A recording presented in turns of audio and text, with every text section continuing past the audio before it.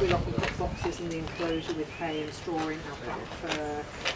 We'll do enrichment feeds, so we'll sometimes put the food into boxes, so we have to work a bit harder for them. So even just stimulating them like that for half an hour once a week actually keeps their brains going and stops them from being bored. Yeah. So we work very, very hard with that. People think our job's sitting around cuddling animals.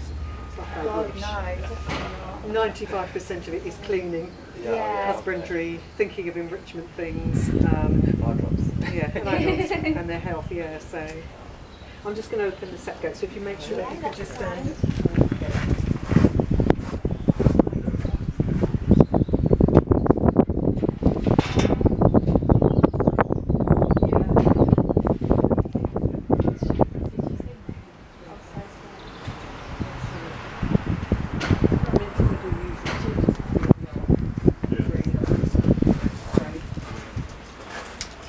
Okay, well I hope you enjoyed that. That was Thank you, amazing. Alina. Absolutely amazing.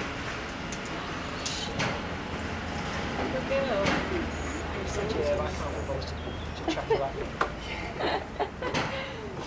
Okay. She is so gorgeous. She is gorgeous. You're my girl. Love those eyes. Good girl. I was saying, it's more of like, as much as you want to hug and touch them, but as you said, like, it's not natural, and it's frustrating when you go to Thailand and you go to the places where you could, it's the best, so sedated, don't they? Yes, they're all done. Because no wild tiger is going to let you sit next to it and then No.